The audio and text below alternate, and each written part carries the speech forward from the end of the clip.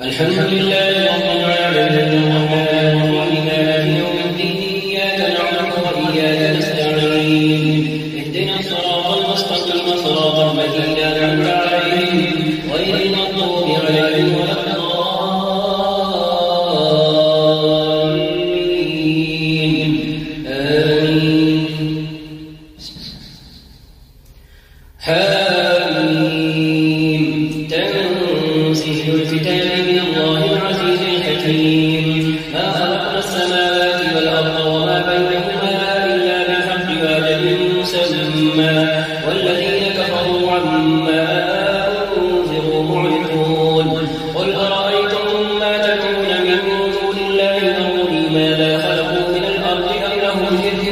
في السماوات ائتوني بكتاب من قبل هذا أو أثارة من علم إن كنتم صادقين ومن أضل ممن يدعو من دون الله من لا يستجيب له إلى يوم القيامة وهم عن دعائهم غافلون وإذا حشر الناس كانوا لهم أعداء وكانوا بعبادتهم كافرين وإذا تتلى عليهم آياتنا بينات قال الذين كفروا للحق لما جاءهم هذا سحر مبين أم يقولون افتراه قل إن افتريته فلا تملكون لي من الله شيئا هو أعلم بما تفيضون فيه كفى به شهيدا بيني وبينكم وهو الغفور الرحيم قل ما كنت بدعا من الرسل وما أدري ما يفعل بي ولا بكم إن أتبع إلا ما يوحى إلي ولا أنا إلا نذير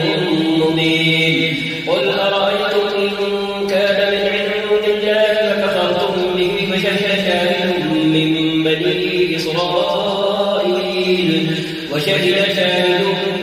بني إسرائيل على مثله فآمن واستكبرتم إن الله لا يهدي القوم الظالمين وقال الذين كفروا للذين آمنوا لو كان خيرا ما سبقونا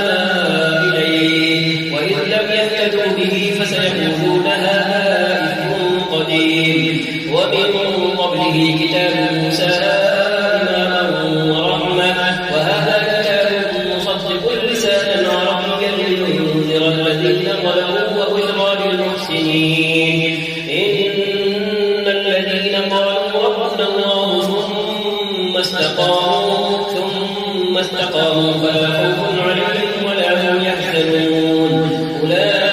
أولئك أصحاب الجنة خالدين فيها جزاء بما كانوا يعملون ووصينا الإنسان بوالديه إحسانا حملته أمه كرها ووضعته كرها وحمله وفصاله 30 شهرا حتى إذا بلغ أشده وبلغ 40 سنة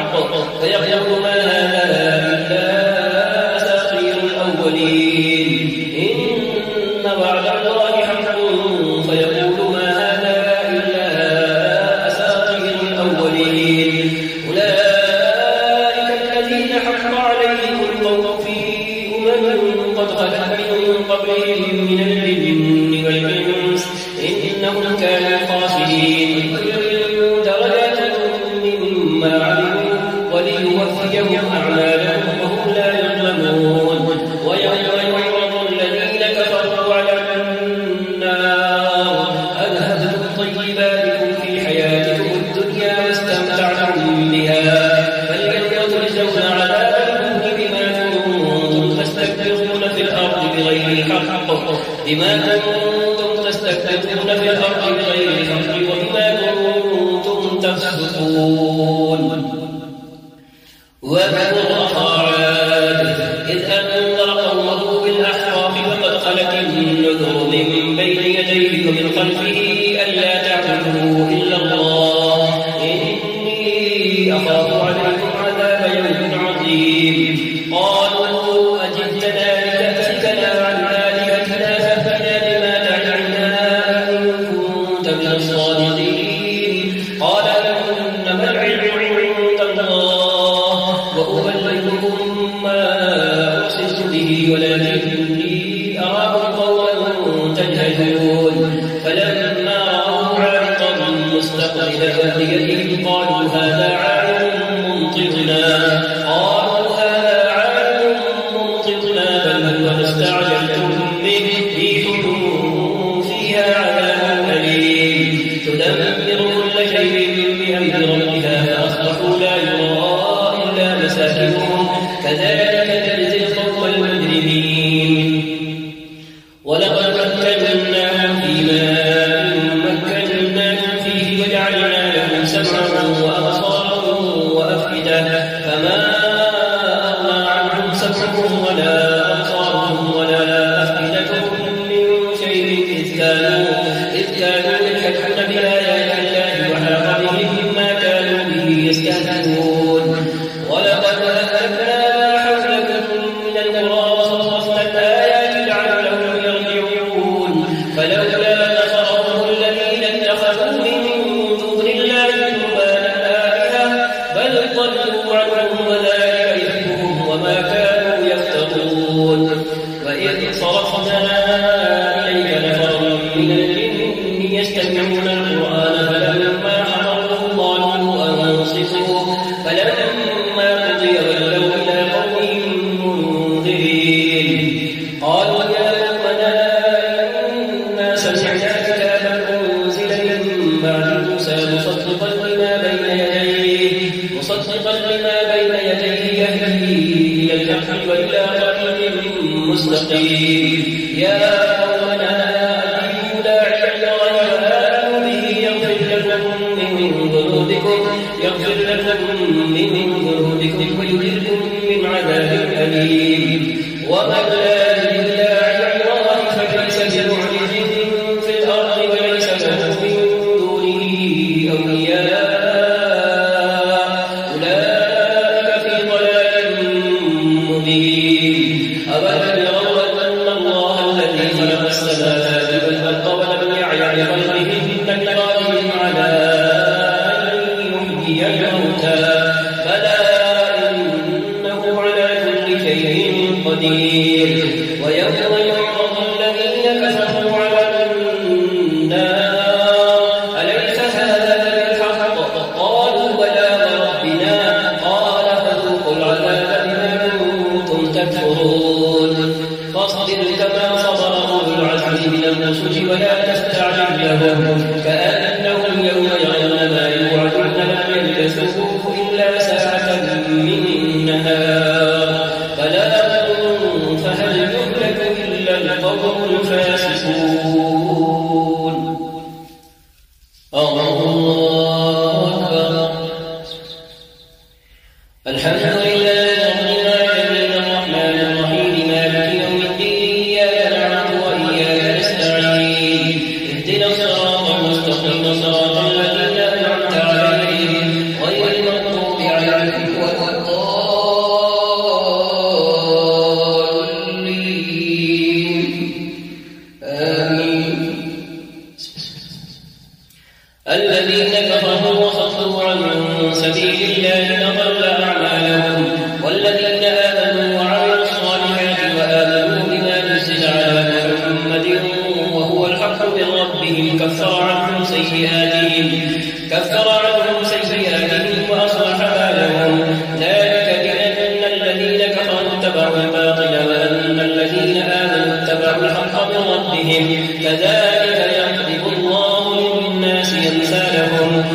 فإذا لقيتم الذين كفروا فضرب الرقاب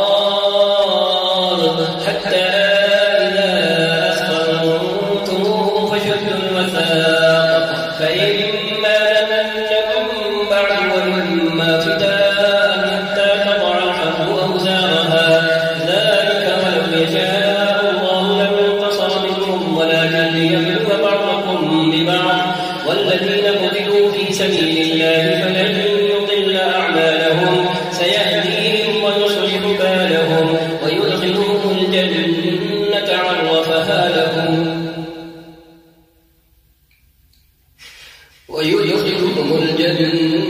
عرفها لهم يا أيها الذين آمنوا إن تنصروا الله ينصركم ويثبت أقدامكم والذين كفروا فتعسل لهم وأضل أعمالهم ذلك بأنهم كرهوا ما أنزل الله فأحبط أعمالهم أفلم يسيروا في الأرض فينظروا كيف كان عاقبة الذين من قبلهم دمر الله عليهم وللكافرين أمثالها ذلك بأن الله مولى الذين آمنوا وأن الكافرين لا مولى لهم إن الله يدخل الذين آمنوا وعملوا الصالحات جنات تجري من تحتها الأنهار والذين كفروا يتمتعون ويأكلون كما تأكل الأنعام والنار مثوى لهم وكأين من قرية هي أشد قوة من قريتك التي أخرجتك أهلكناهم فلا ناصر لهم أفمن كان على بينة من ربه كمن زين له سوء عمله واتبعوا أهواءهم مثل الجنة التي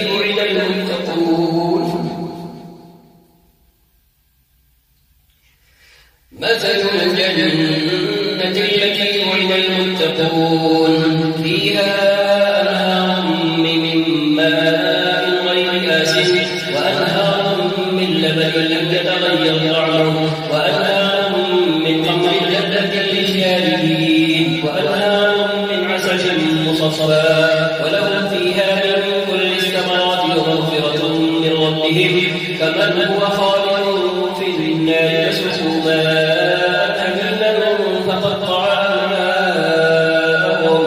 ومنهم من يستمع إليك حتى إذا خرجوا من عندك قالوا للذين أوتوا العلم ماذا قال آنفا أولئك الذين طبع الله على قلوبهم واتبعوا أهواءهم والذين اهتدوا زادهم هدى وآتاهم تقواهم فهل ينظرون إلى الساعة أن تأتيهم بغتة فقد جاء أشراطها فأنى لهم إذا جاءتهم ذكراهم فاعلم أنه لا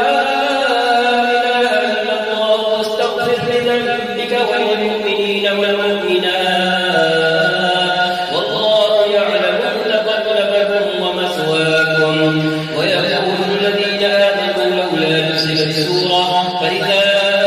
أنزلت سورة محكمة وذكر فيها القتال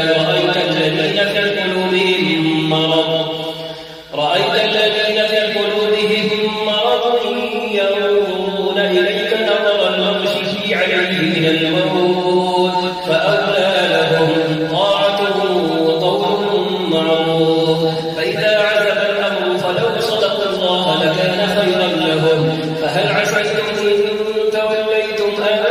تفسدوا في الأرض وتقطعوا أرحامكم أولئك الذين لعنهم الله فأصمهم وأعمى أبصارهم إن الذين ارتدوا على أدبارهم من بعد ما تبين لهم الهدى الشيطان سول لهم وأملى لهم ذلك بأنهم قالوا للذين كفروا ما نزل الله سنطيعكم في بعض الأمر والله يعلم إسرارهم فكيف إذا توفتهم الملائكة يضربون وجوههم وأدبارهم ذلك بأنهم اتبعوا ما أسخط الله وكرهوا رضوانه فأحبط أعمالهم أعمالكم أم حسب الذين في قلوبهم مرض أن لن يخرج الله أضغانهم ولو نشاء لأريناكهم فلعرفتهم بسيماهم ولتعرفنهم في لحن القول والله يعلم أعمالكم ولنبلونكم حتى يعلم المجاهدين منكم والصابرين ونبلو أخباركم إن الذين كفروا وصدوا عن سبيل الله وشاقوا الرسول من بعد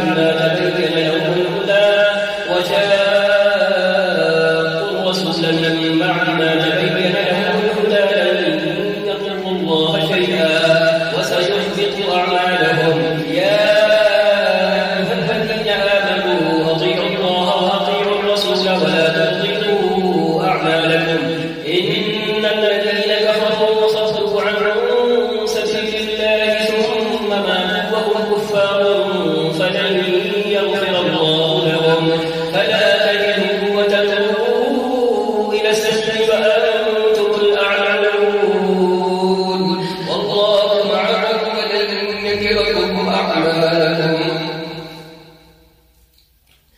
فلا تهنوا وتدعوا إلى السجن وأنتم الأعلون والله معكم ولن يتركم أعمالكم إنما الحياة الدنيا لعب ولهو وإن تؤمنوا وتتقوا يؤتكم أجوركم ولا يسألكم أموالكم إن يسألكموها فيحفكم تبخلوا ويخرج أضغانكم أنتم هؤلاء تدعون لتنفقوا في سبيل الله فمنكم من يبخل ومن يبخل فإنما يبخل عن نفسه والله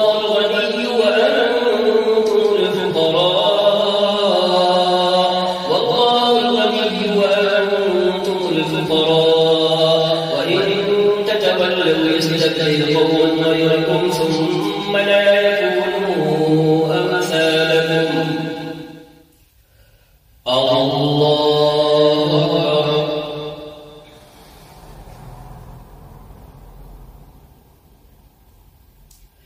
الحمد لله رب العالمين الرحمن الرحيم مالك يوم الدين إياك نعبد وإياك نستعين اهدنا الصراط المستقيم صراط الذين أنعمت عليهم غير المغضوب عليهم ولا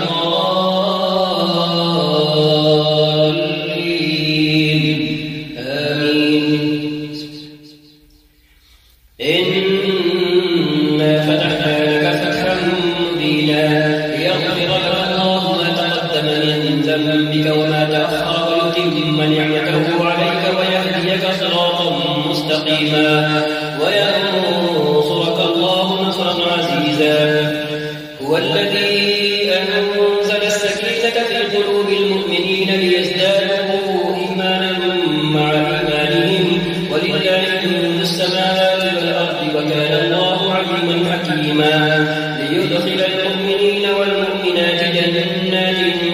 تجري من تحتها الأنهار خالدين فيها ويكفر عنهم سيئاتهم وكان ذلك عند الله فوزا عظيما ويعذب المنافقين والمنافقات والمشركين والمشركات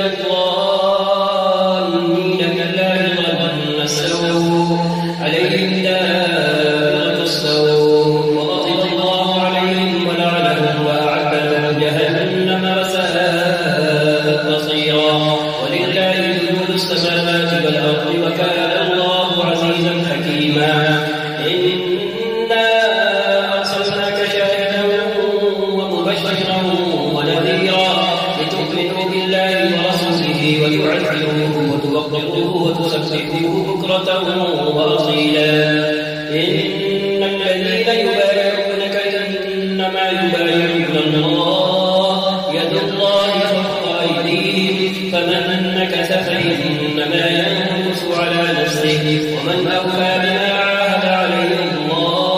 الله فسيؤتيه أجرا عظيما سيقول لك المخلفون من الأعراب شغلتنا أموالنا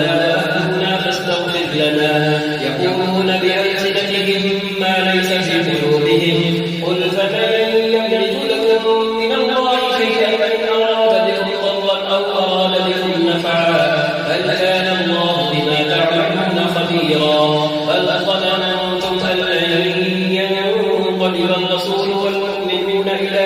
أهليهم أبدا وزين ذلك في قلوبكم وظننتم ظن السوء فكنتم قوما بورا ومن لم يؤمن بالله ورسوله فإنا أعتدنا للكافرين سعيرا ولله ملك السماوات والأرض يغفر لمن يشاء ويعذب من يشاء وكان الله غفورا رحيما سيقول المخلفون إذا انطلقتم إلى مغانم تأخذوها فهنا نتبعكم يريدون أن يبدلوا كلام الله قل لن تتبعونا كذلكم قال الله من قبل فسيقولون بل تحسدوننا بل كانوا لا يفقهون إلا قليلا قل للمخلفين من الأعراب ستدعون إلى قوم أولي بأس شديد تقاتلونهم أو يسلمون فإن تطيعوا يؤتكم الله أجرا حسنا وإن تتولوا كما توليتم من قبل يعذبكم عذابا أليما ليس على الأعمى حرج ولا على الأعرج حرج ولا على المريض حرج ومن يطع الله ورسوله يدخله جنات تجري من تحتها الأنهار ومن يتولى يعذبه عذابا أليما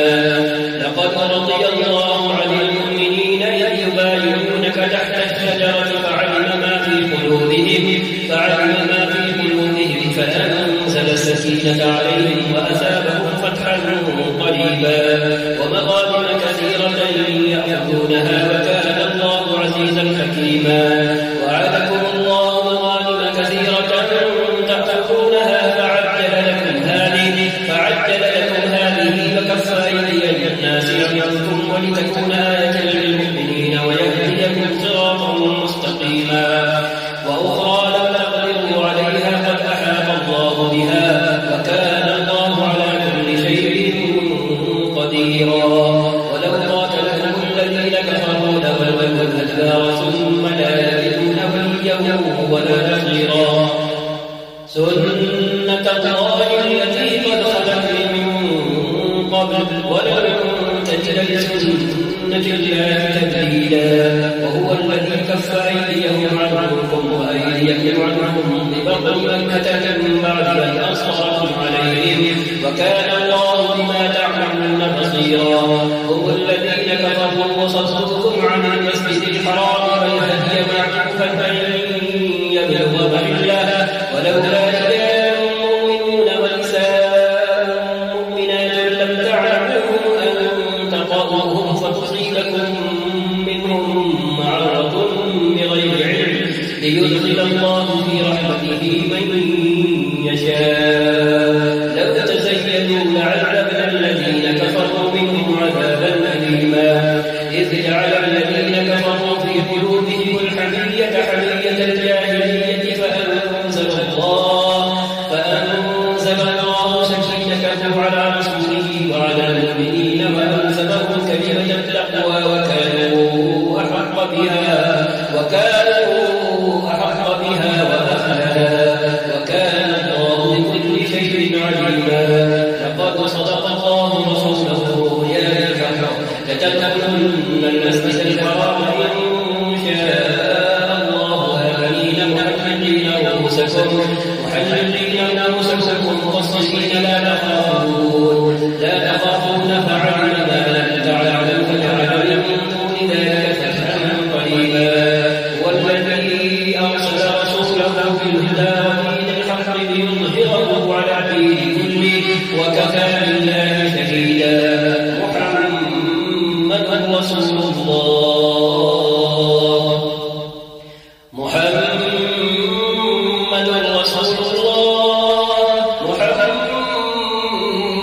رسول الله والذين معه أشداء على الكفار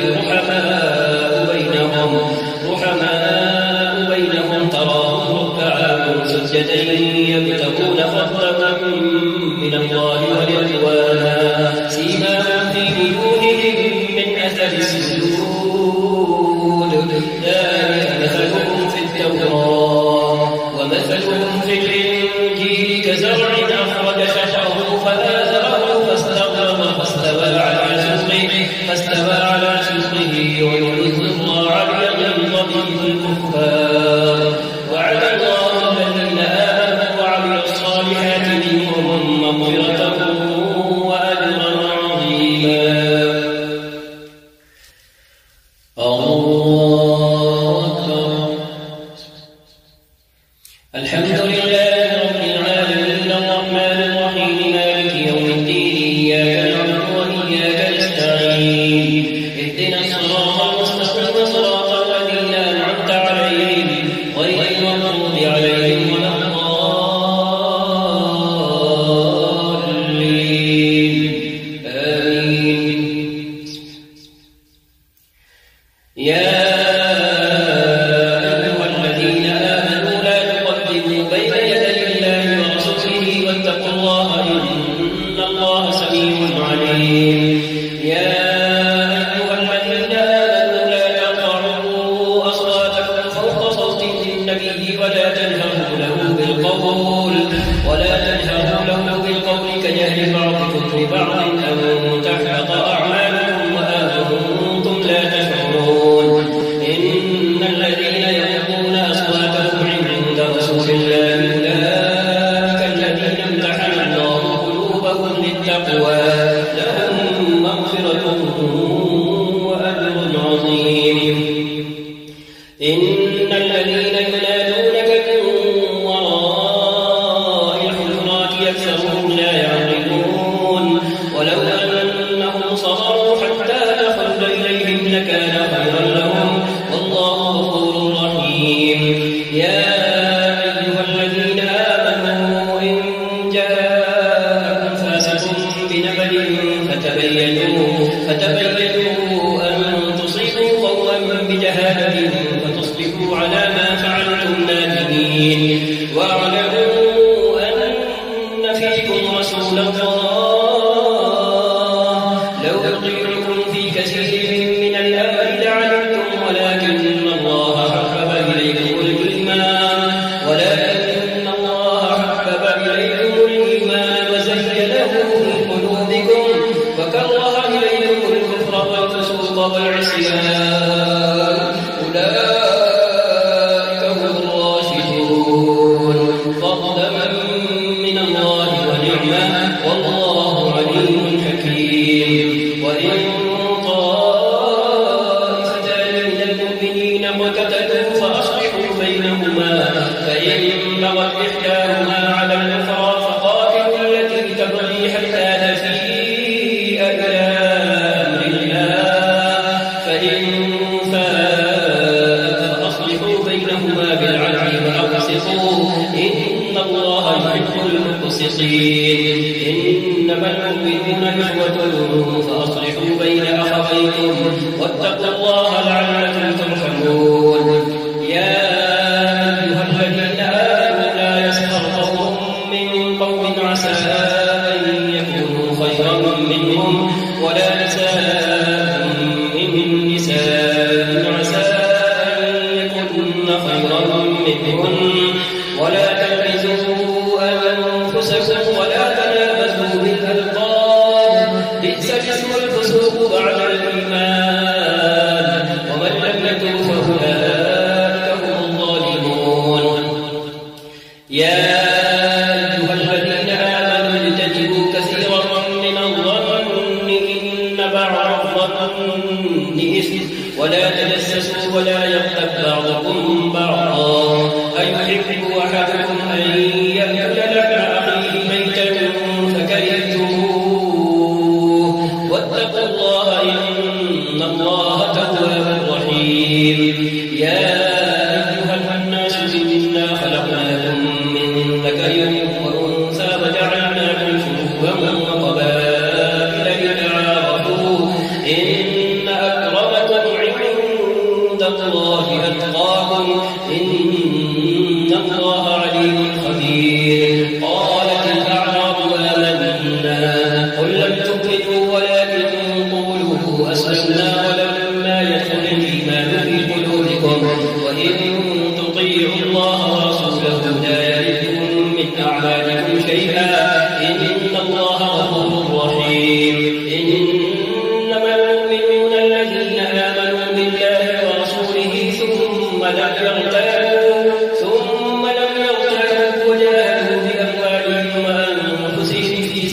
الله أولئك هم الصادقون. قل أتعلمون الله بدينكم والله يعلم ما في السماوات وما في الأرض والله بكل شيء عليم. يمنون عليك أن أسلموا قل لا تمنوا علي إسلامكم بل الله يمن عليكم أن هداكم للإيمان إن كنتم صادقين. إن الله يعلم غيب السماوات والأرض والله بصير بما تعملون.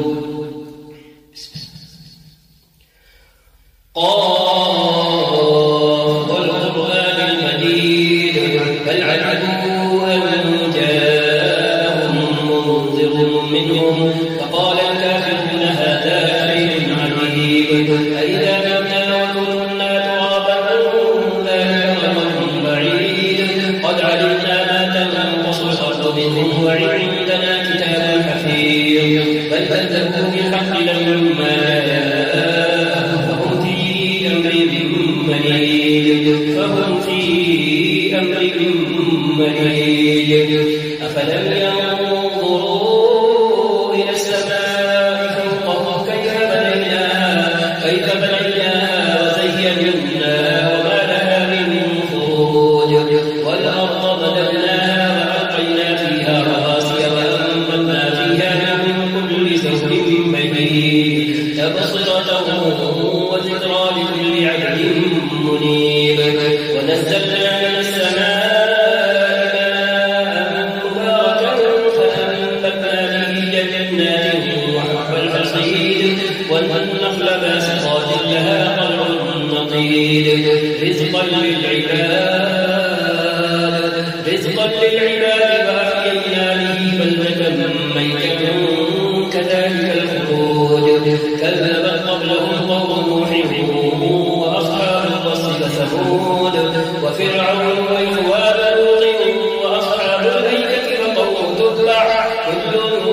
كذب الرسل فحق وعيد. أفعينا بالخلق الأول بل هم في لبس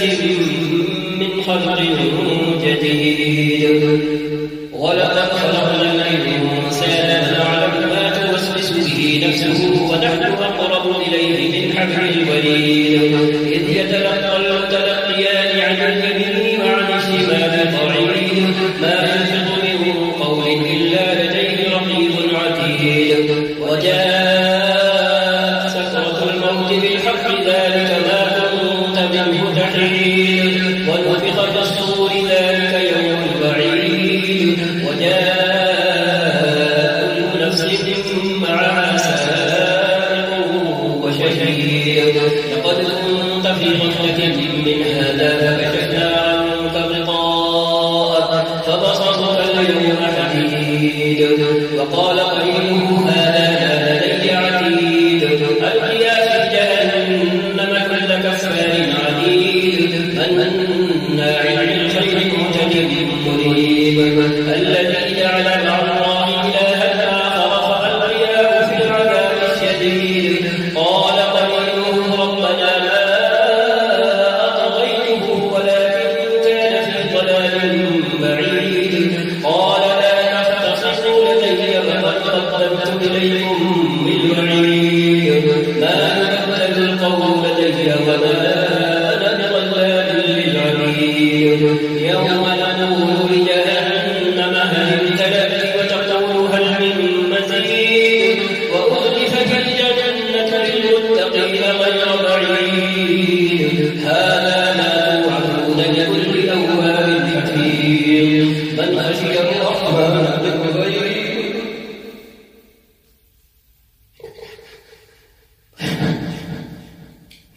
من خشي الرحمن بالغيب وجاء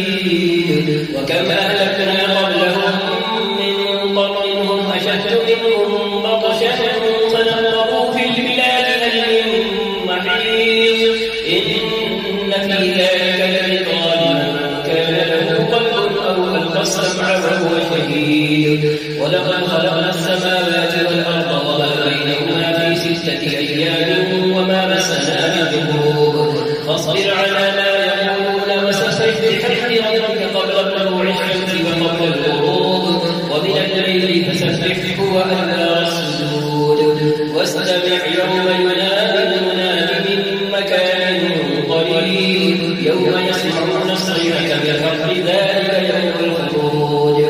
إنا نحن نحيي ونميت وإلينا المصير يوم تشقق الأرض عنهم سراعا ذلك كفر علينا يسير نحن أعلم بما يقولون وما أنت عليهم بجبار فذكر بالقرآن من يخاف وعيد فذكر بالقرآن من يخاف وعيد الله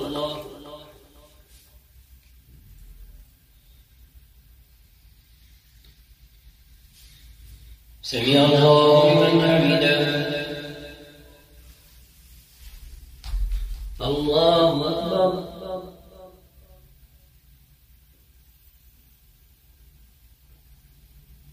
الله أكبر الله أكبر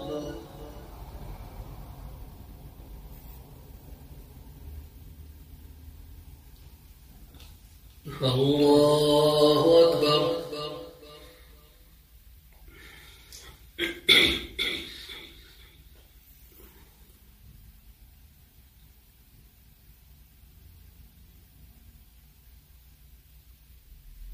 السلام عليكم ورحمة الله السلام عليكم ورحمة الله